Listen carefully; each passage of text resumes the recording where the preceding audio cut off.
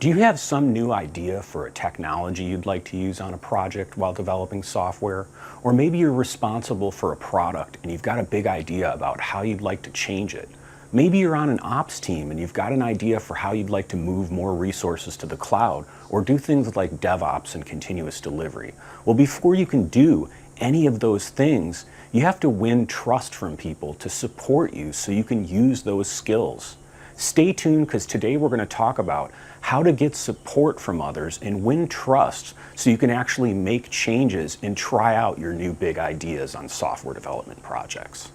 Hi, I'm Jamie Edwards and I help leaders of software development teams and software companies to do a better job releasing their software, understanding what their customers want, and having an environment where people can be as creative and innovative as possible. Today we're going to talk about how to win trust for your software development ideas and what it takes to really get people to give you buy-in and how you can actually incrementally get more and more trust from people to really try the things that are most exciting to you in your career and on your projects. So the first thing I'd like to talk about is being real about your skills. If you have an idea for something you'd like to try, and it's something you've never done before, you need to be honest with yourself about how skilled you truly are with this new thing you want to try. Now, none of us started out trying something new being good at it. And part of the excitement of doing something new is not being good at it and going through that journey of the learning process. That's what I think really keeps us engaged and helps us be creative and grow in our careers. But we need to be a little bit careful that we don't oversell our abilities in our confidence to get support for our ideas. So one thing you might consider doing is, if you're on a Scrum team or perhaps a Kanban team, you might actually dedicate a time-boxed fixed amount of time to actually do what people refer to as a research spike. So this is really spending a fixed amount of time for you or whoever's going to be involved to actually explore what it would take to even do this new thing that you want to do. Now, when I talk about a time box, what I really mean is not to say, hey, I'm going to explore what it would take for us to move, let's say, our on-premise solution into the cloud, and it's only going to take us a week. What I mean instead is, I or others are going to spend a week exploring and gathering information about what we think it would take to do that and making sure that we set expectations with whoever we're asking for permission or buy-in to do this, that's the amount of time we're going to spend before we make a decision about how much more time to spend. You know, it's very often that in my career and working with other people, I would do a research spike or I would explore something for a client through my consulting work, and the amount of time that we dedicated to evaluate a possible new idea or solution or change to the way people work, we'd hit that threshold of time and realize we've learned some things now and we need to now spend a little bit more time. Well, rather than waiting until you get to that point and then having to tell your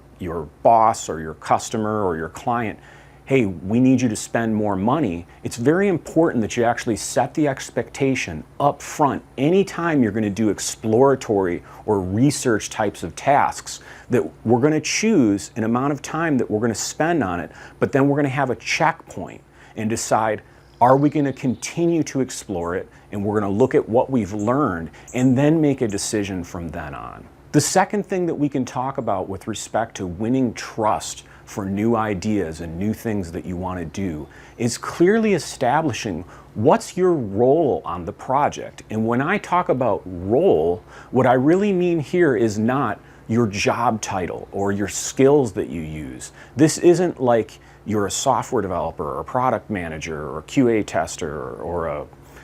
ops manager, whatever your title, your job title is. This instead is the role that you play when interacting with whoever you're trying to win support from. So for example, if you work for a company as an employee, you probably have somebody you directly report to, a boss of some sort. You know, even in a very flat organization, there still tends to be a few people that are stakeholders at some level above everyone else. And most people have to get some sort of buy-in from them whenever trying something that's going to drastically change the way people work together, or let's say drastically change the software architecture or something like that. So when I talk about the role here, I'm talking about the role that you use in interacting with a person and serving them. So there's 3 different roles, and these actually all come from a book called Flawless Consulting by Peter Block. This is an excellent book. I read this about 6 years ago. It's quite thick and meaty, but this is one of those books, if you actually take the time to read it and you extract some knowledge out of it, there's probably about 10 or 15 books I've read over my career that were as valuable as that one. And I'd really encourage you, even if you don't have time to maybe read the whole book, look into Peter Block a little bit. You know, there's some videos on YouTube. You can watch a little bit, some seminars he's done and some different ways that he gets people to work together better. Really excellent resource. But coming back to my point, there's really 3 different ways that Peter defines that you interact with somebody when you're trying to get them to support your skills to let you get something done. The first of these is the expert, and this is one that I think software developers and especially consultants that are in software engineering of some sort are very familiar with. This is the person that you're working with, whether it's your boss or it's a client or a customer. They expect you to come in, do some work, complete everything, and then basically vanish. So you literally come in as the expert and you do everything for them, and they have very little interaction with you while you're doing the work. And then when you're done,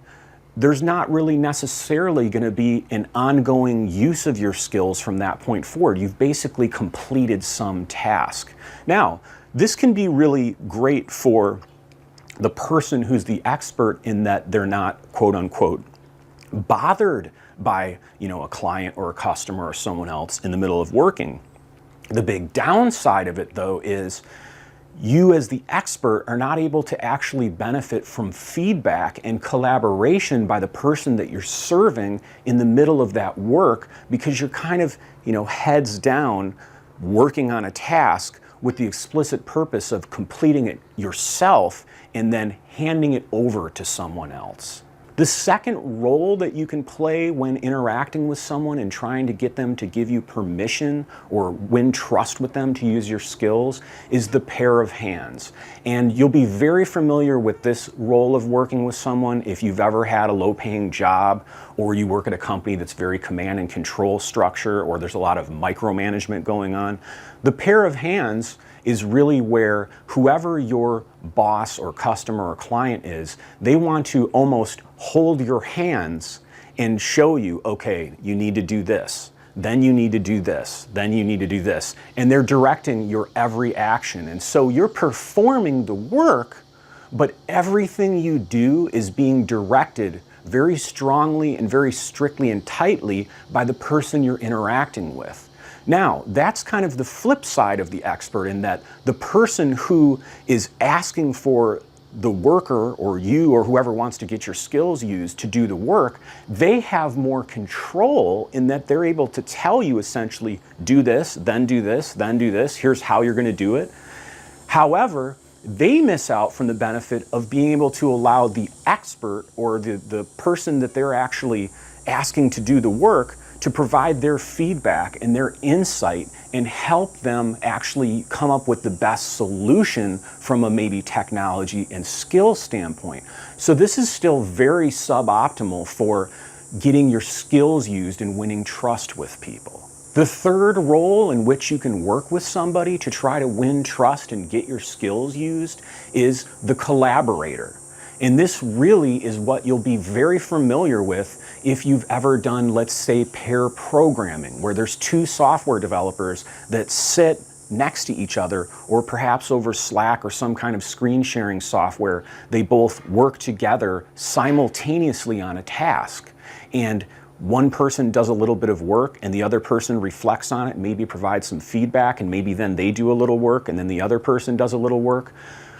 Really, This is the style of work, and I'm not saying you need to do pair programming with people, especially if the change you're looking to make may be completely unrelated to software specifically, right? It may be something as simple as we'd like to move from using Scrum to manage our workflow and cycles to we'd like to move to Kanban, or we'd like to move from doing a sprint demo where we all get in a room at the end of a sprint on a Scrum and everybody goes through what they did to we'd like to send out videos at the end of the Scrum that people watch to show what the team completed. Whatever the changes that you're making, whether it's the product management side of the house, UX, development, whatever it is,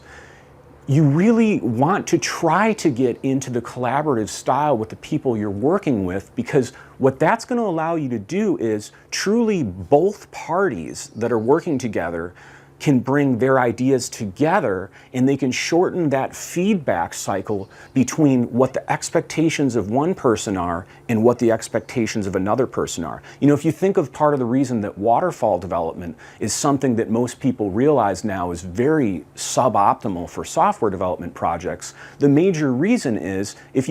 you're a company that wants to build a product and the business defines everything up front and it takes them, let's say, 6 months to describe the product, and then a development team, goes along for a year or 2 years and builds it. Well, that whole time they're building it, there's very little motivation and ability for people to reset expectations with the business. And this is why, the backlog concept in Scrum became so popular about 10, 15 years ago, is it was a recognition that there needed to be a more formal way to realign expectations between the business or whoever's asking for the product and the engineering people who are actually getting the work done to deliver it. So if you are working with somebody and you're trying to make a change and you're trying to get your skills used and win trust with them, it's really a good idea that you may want to actually even share these 3 definitions that I've given you. You can search Google and find some other articles that might have a short blurb of text that you can send them, but I think even better would be meet one-on-one with that person, get on the phone with them, do something where you can have a little bit more personal interaction and explain to them, hey, I want to make sure that as we move forward and we build this together, I'm not bothering you all the time, but that you really get the opportunity to have input to how this work's being done. And I want to also make sure that I'm able to advise you so that you can deliver the best thing for your customers. How we can do that is if we collaborate together and we don't let our relationship get relegated to one of these lesser styles of working together. So the next thing I'd like to talk about with respect to winning trust with people, and I've talked about this in several earlier videos in the channel. You can go back and watch the rest of my videos and you'll see this is a theme everywhere, but that is to align your motivations with others. So if you think about if you're asking the company or your boss or a client to do something different than they have an expectation for in their mind, oftentimes, and this has just been my experience, if you're a technologist or somebody who's very familiar with, the intricacies of the engineering effort that it takes to get some aspect of software development done, you already have to go through the process of trying to figure out how do I actually get the work done? And so it can tend to be that when it comes time for you to communicate to another person that you want buy-in from, what you're asking them to buy into, you focus on the how. Well, I'm looking at making this change, and this change, which is going to take this work, and this work. And often the next question that comes back from the person who you're asking for, support or trust or buy-in to do this change, their next question is going to be, well, how long is it going to take? And then it gets into a lot of, you're really giving then that person the ability to make a decision based on, you're just kind of coming to them with a change you'd like to make. They don't really maybe fully understand what it's helping them do, but they understand the work that you need to do, and they're trying to decide if they want to invest in that idea, and they could potentially shoot it down if they don't like it, or they think it's too expensive or costs too much. Well, the way to avoid that dynamic and really get more support or win more trust for your ideas is really to pitch your idea or explain to the other person what you're looking at doing without focusing on what you're going to do, and instead, why are you doing this work? What is this work going to enable for your customer or your client or your business? Now, the only way, and again, I talked about this in several other videos, the only way that you're going to know the best way to craft your message to sell your change, because that's really what you're doing. You're selling something that you want to change to someone else and hoping they're going to allow you to do it or buy into it and support you. The only way you're going to sell effectively is if you understand that person's motivations, what their pains are, or the things maybe, that strategically they're trying to accomplish, and find a way to take the change that you want to make and talk about it specifically in the terms of how it's going to help them with that problem. So let me give you an example. If one of the problems with a software product is, for instance, that the production environment, when it reaches a certain capacity of users, the performance gets really slow. And you have maybe you're a software developer or you're someone who's working with more operations-like technologies. And maybe there was something that you found in how the database is being used that you feel like, wow, I've done a lot of reading and a lot of research, or maybe you did a research spike like I talked about in the beginning. And I've realized that if we made this one change, there's the potential that this could really solve that problem. Well, if you go to the other person and then you say, hey, I want to make a change to the database, and they say, how long is it going to take? And you say, well, it's going to take 3 weeks. I need to change indexes and a bunch of things, whatever that change is, and you aren't clear about why the change benefits them, then it's going to be difficult to get support because, even if you explain why, if you don't spend the bulk of your time on that, if you think about it, the other person you're talking to probably has hundreds or a lot of different other competing needs for their attention, and they're trying to prioritize, well, what's most important to me? I have several different people that are asking me to do things. I have several different maybe goals at the company I'm trying to reach. So instead, if you were to go to that person and say, hey, I understand one of the things that is putting a lot of pressure on you right now and that the business is frustrated about is the fact that when we reach a certain amount of users, that brings the performance of the system down. We lost that client last week because they were tired of experiencing this, and this is really frustrating everybody. Well, I know, we've got, let's say on our roadmap that we're working on several different changes to the product to give customers new features, but I think it's really important that we fix this performance issue first, because that's going to really restore our brand reputation and it's going to put you under less stress. Well, if you explain that to someone and then you maybe talk a little bit about the effort involved and what it's going to take, there's a much higher chance that that person is going to clearly feel and receive, how is this going to help me? How is this going to benefit what I'm motivated with? That person may be motivated. They could even be bonused on how stable the production environment is, or, software license agreement, SLAs for the customer in how the product performs. So that's what I wanted to just make sure I covered, is that I think it's really important, if you want to get more of your skills used and you want to win trust from people, you need to find a way to know enough about that person to be able to pitch your ideas to them in a way that really solves pain that they're experiencing. Now, if you go back to yesterday's video, I talked specifically about how the only way you're going to be able to do that is if you really know people. So go back and watch that video, get a little refresher on that whole topic, and that'll help you understand a little bit more about how to kind of develop the interpersonal true relationships with people so that you actually know enough about them on a personal non-work level to really see what's motivating them so that you can pitch your ideas and actually win support. Next, let's talk about incrementing success. What does this mean? Well, oftentimes earlier in my career, when I first started learning how to do Scrum and Agile development and things like this,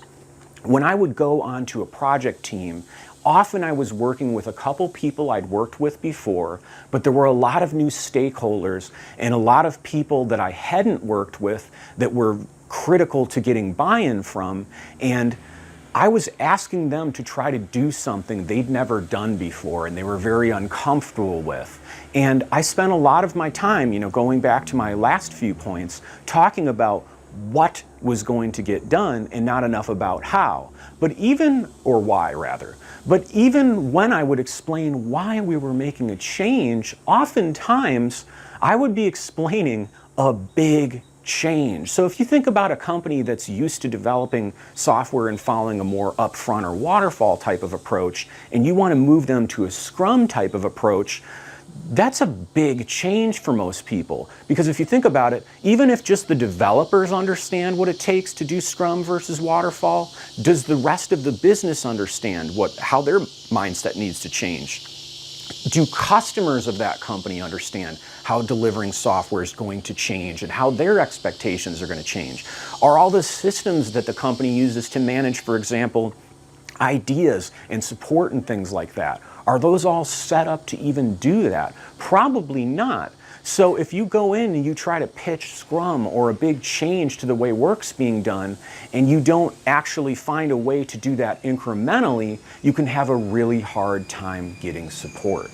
So incremental change is about looking at the change that you want to make at a company. Maybe it's a really big change with a lot of moving parts that all need to fall into place before the benefit to the business is realized, and finding a way to break that up into several small steps or small pieces, and only pitching to the people that you need buy-in from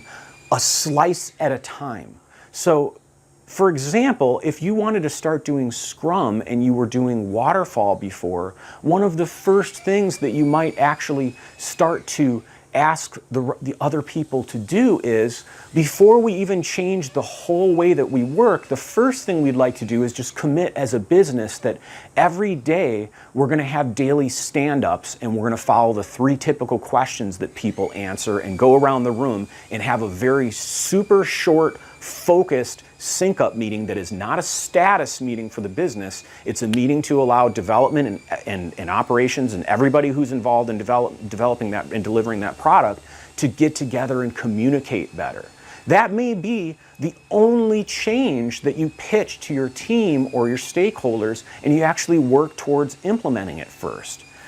Now, once you've gotten support for that, you need to actually deliver on it, meaning you need to actually do the work and do a good job and actually accomplish that and work with people and get them comfortable and get them to actually see the benefit to that first thing that you're trying to do. Even though your roadmap, everything you want to do, may be this giant change. You know, one way you can kind of think about this is, well, if you've heard about the concept of minimum viable product, I did a whole video on that a few weeks ago. You can go back and watch that. Well, when you're building a minimum viable product, it's a realization that it's too expensive to build an entire vision for a product that a product owner or a company might have. And so instead, we incrementally build small pieces of the product that are functional, but that don't deliver on the entire vision, and we kind of let the customer steer us. This is very similar to that, in that when you're trying to get support for your ideas and get others to trust you,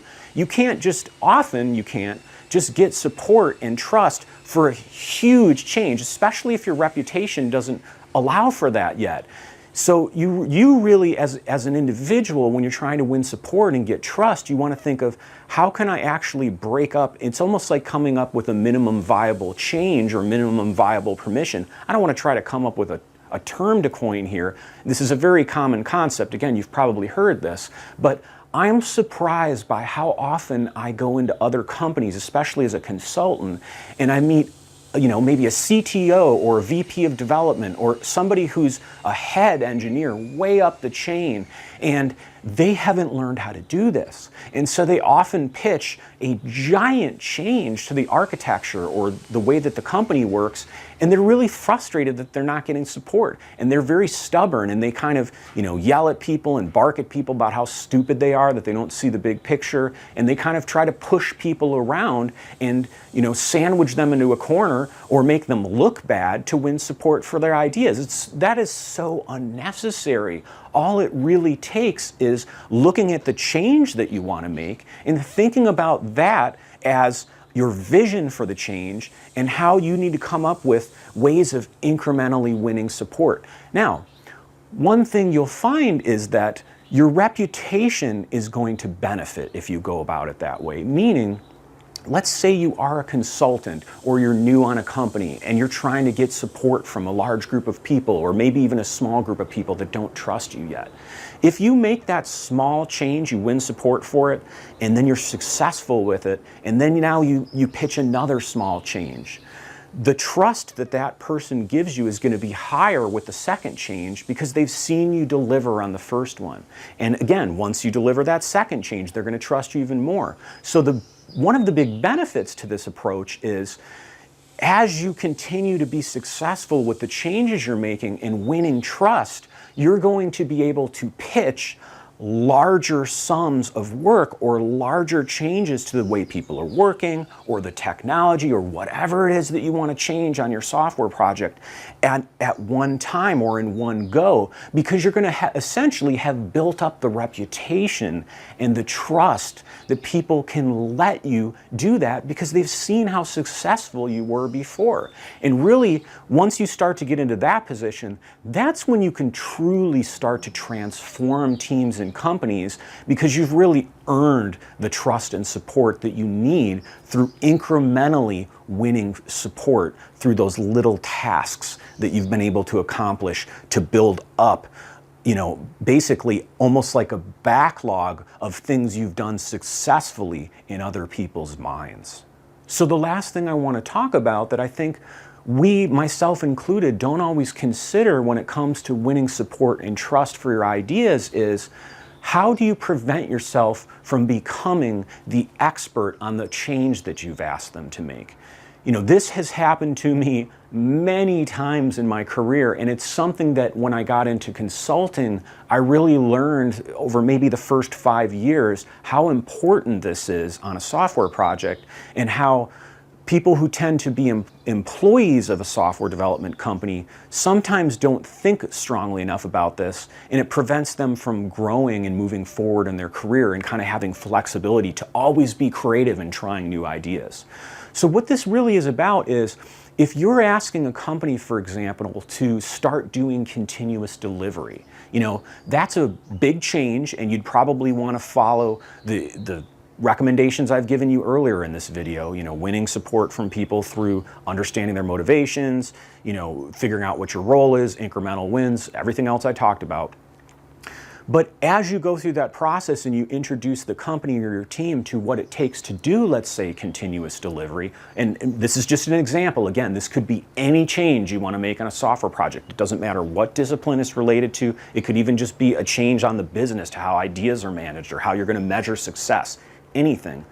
Well, as you're going along and making that change, people are going to start to look at you as the expert or the guru or whatever silly term you want to use that means you're the person that knows more than everybody else about that process. And that can be exciting when you're in the middle of making the change. However, most technologists, I find, are very excited about being able to always make change. And so we need to think a little bit about, what is the transition plan, or how are we going to actually spread the knowledge that we have in that change that we're making with people out to others, so that when we complete that change or we complete that transformation, we're not a bottleneck or essentially the only person that everybody in the company or everybody on the team or the people who were involved in that change goes to get information about that process. So things like, you may want to think about, how do I find a vendor, let's say in the market, that has really good training around maybe the processes and tools, if we're doing continuous delivery as my example,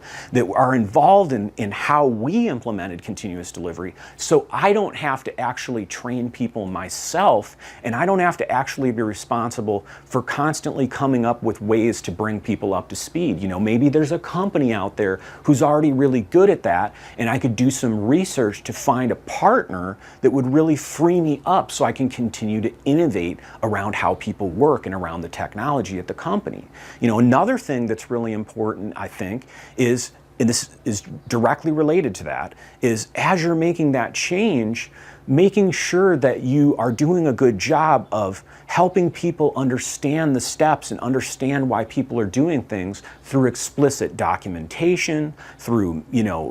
repeating yourself about the change that you're making and what it buys the company, and having people kind of say back to you, you know, yeah, this is what I'm hearing, you're telling me why we're making this change. Just basically making sure there's other thought leaders or other people on your team who are just as experienced with whatever change you're making as you are, so that when you get to the point that you've completed that change at the company, you are now free to pitch new ideas and make further changes at the company. So I hope this video was helpful today. If you liked it, please give me a thumbs up below, subscribe to the channel, and we'll talk to you next time. Thanks.